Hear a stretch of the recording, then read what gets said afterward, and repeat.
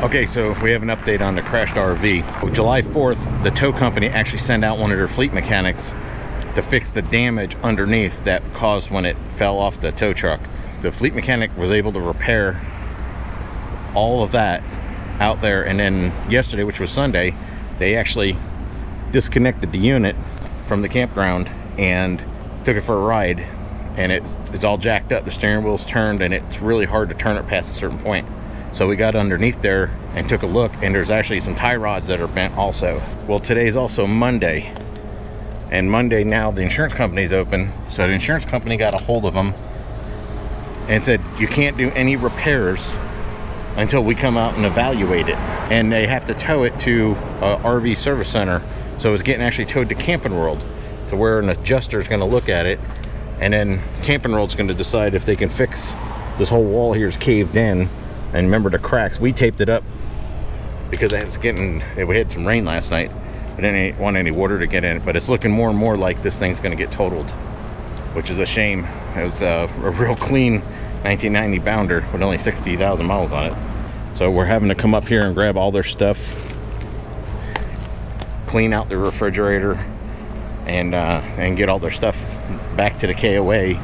We should have been in Ohio today by this time of the day. It's 3:30, 4 o'clock, but here we are still in Tennessee, Chattanooga. You got the most important stuff there, the dog food. Yeah. They also extended their stay, but we thought it was going to be fixed and be able to go up to Ohio, but now that trip's all shot for them. It's really sad. First trip out in the RV. There's not any space left in this car. When they said the Honda Fit can store everything, they weren't kidding. Look at this. Lisa, you gotta see, there's not a cubic inch left in this car. The springs are gonna blow out. No, there is not.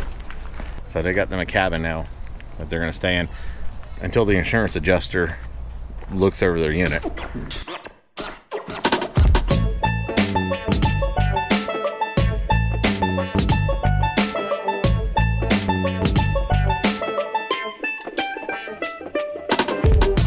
Okay, so we're no longer in Chattanooga. We're actually in Elkhart, Indiana. Check this out.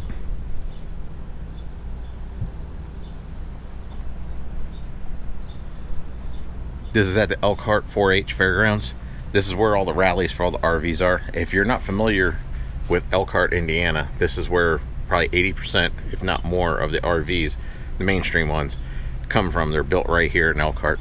So there's a lot of manufacturers, a lot of distributors, parts, surplus places, so it's a pretty cool stop. Let me get you up to date on what happened with the RV that fell off the tow truck. So we got all the details now. So apparently they blew a fan belt, which was a power steering belt, and the power steering also runs the Hydro Boost brakes, so they didn't have brakes. Well, they didn't have power brakes, let's put it that way. And stopping that thing, you gotta have power brakes. So they couldn't drive it, so they had to have it towed. The tow truck comes there, and it's one of those big monster tow trucks, one of the ones that tow semi-trucks. So it's big enough and everything. They get it hooked up, and they're going down the road, and they get up to about 55, 60 miles an hour. They're about halfway between where they broke down and the campsite, which was about 22 miles. So they're about 10 miles maybe from camp. The hydraulic cylinder blew a seal and lowered the RV down onto the pavement at like 60 miles an hour. And that was just being drugged by the chain, I guess, the safety chain. Well, the steering is unlocked, so it could go wherever it wants to go, and it's being drugged by an umbilical cord basically, and it's just going all over the place. Luckily, it only hit one car. It hit an F-150 on the passenger side, which is this side here. The guy's mirror got ripped off here with the awning, and then it punched a hole and damaged all the compartments back in that area. So he's sitting on the side of the road, and he calls me and tells me the story, and I think he's BSing me, because how did something fall off a tow truck? That's like impossible. It's on the side of the road and oil's pouring out of it everywhere. So it's like, shut the thing down. They were towing it with the drive shaft in it in neutral with the engine running to keep the transmission fluid flowing. So they shut everything down, had to pull the drive shaft. They called another tow truck, and this one here is a normal sized tow truck that like would tow a normal car. So he's a little nervous with that towing it. So it's the big one, just dropped it. Finally gets to the campground. They get it in there, talking to the tow truck guy. It's like, how does something like this happen? And he said it blew a seal and actually lowered down. Well, once the RV unloaded off the arm, they're trying to stop it with the tow truck. So it was ramming into the back of the tow truck as he's trying to stop it. Well, that arm that's down there, it was lifting everything up, and it's underneath the RV, just doing all kinds of damage. So it cut 2 oil cooler lines, it cut the airbag lines, and at the time we didn't know it, but it also damaged some steering components. So that was on July 3rd at like 4 o'clock in the afternoon, Friday. So there's no way you're gonna get anybody to fix it. So we're only in Chattanooga until Monday morning. Lo and behold, the tow truck company feels so bad about what happens. They send out their fleet mechanic, and he puts new belts on the RV that our friends had with them, and he fixes the oil cooler lines and 1 airbag line. Then we discover the other airbag line's leaking, and we fixed that ourselves. And then on Sunday, I told, you know, my friends, I was like, hey, disconnect this thing and take it for a ride to make sure this thing drives straight, because it just fell off a tow truck. So they disconnect it, didn't even get out of the parking lot of the campground. He's like, this thing's all jacked up. So we're gonna have to take it, you know, figure something out. So he calls the fleet mechanic back, and he's like, hey, no problem, bring it in Monday morning, we'll take a look at it.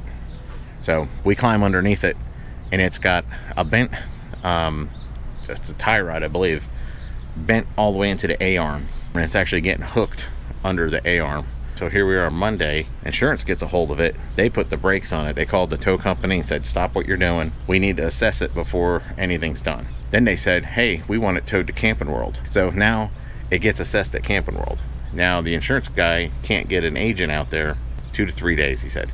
We're supposed to leave on Monday. Monday, it's now towed down to Camping World. So we decide to stay with our friends and wait this out until they figure out, you know, what's going to go on. So the insurance company from the tow truck gets them a rental car, which they later exchanged for a rental minivan. We stayed in Chattanooga an extra 3 days, so they got the minivan. That's where we're going to kind of part ways. So they went off and did what they were going to do in Ohio. We went off and did what we were going to do in Ohio. But it's the following week after that, so it's been over a week since the whole debacle, and it's still sitting down at Camping World. If it's structurally sound and everything's good and it drives straight, they wanted to keep it because it was in such good condition, and they just got it. So they're just kind of waiting. They got a minivan, they're up in Ohio, and they're heading back that way to Camping World to try to say, hey, yeah, when's this thing going to be finished? Everybody was really stressed out. I had to take them down there to get all their stuff out of it. Unpacking your house like that and trying to live out of a minivan, it's not the ideal first RV vacation, but I'll keep you informed of some of the later videos on as that progresses and how that turns out. We're taking off tomorrow, heading up to Minnesota, I believe. From there, you know, we're going to keep on heading west towards Glacier until we figure out if the border's going to open back up or not, and, you know, just play it by ear, see what happens.